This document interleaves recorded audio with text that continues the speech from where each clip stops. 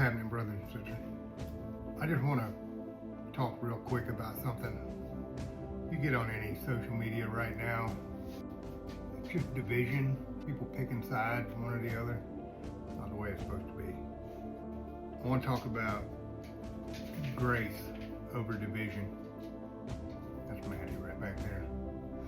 Too often in our country, when tragedy strikes, the loudest voices are the ones that get heard.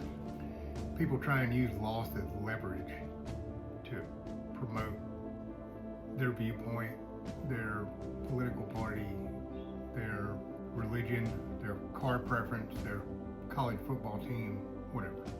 But in this case, someone's death is being politicized, and it's not the first time in this country that this has happened. Real pain and division is being turned into arguments. That's forcing people to choose sides. If we're going to be Christians, we're supposed to be Christians, right?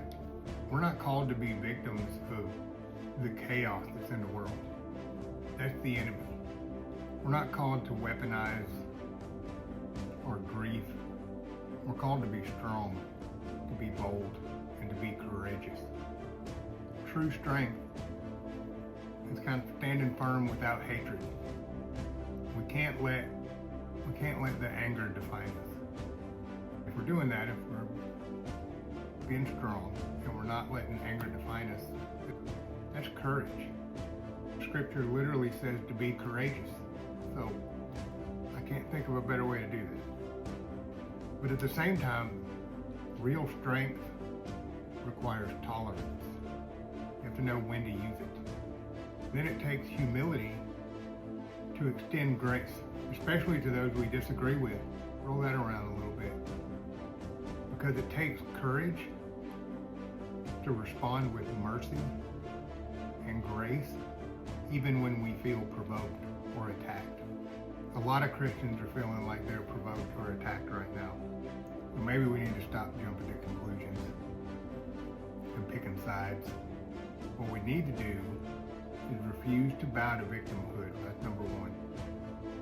But we also have to refuse to fuel hate and division.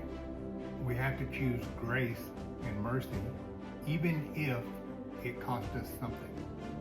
Because as we talked about in the last video, in the Bible, it cost most of the apostles and Christ everything. So if you're just going to get a little bit butthurt because somebody believes or lives differently than you do, then you're not exhibiting grace and mercy. Ephesians 4:32 says, "Be kind and compassionate to one another, forgiving each other, just as Christ forgave you." It doesn't say point fingers at the other side. It doesn't say blame a political party that didn't exist when the Bible was written. It doesn't say use the death of a Christian to politicize your viewpoint strength. It's the kind of strength that builds bridges, it honors life, and hopefully it points people to Jesus. It doesn't argue on a Facebook forum. It doesn't point out what some elected official says. It's not using that to strengthen your faith or your opinion on a particular matter.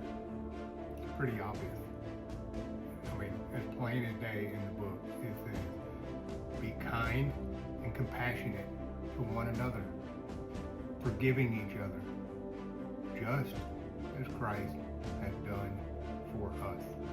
If we aren't doing that, I don't think we're being very good Christians.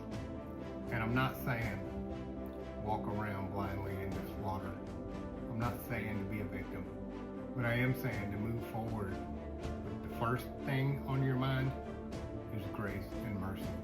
Because not one of us, not a single one of us is deserving of grace and mercy. The murderer on the cross next to Jesus can be absolved by him and by him alone. Then maybe we should leave absolution and judgment to the one that has provided grace and mercy to us. The last thing we want or need or are called to do is to further divide. If Paul can write letters joining Jews and Gentiles and anybody else, then I'm pretty sure we can reach across some political lines that only exist in one country in the world. Love y'all. Be safe.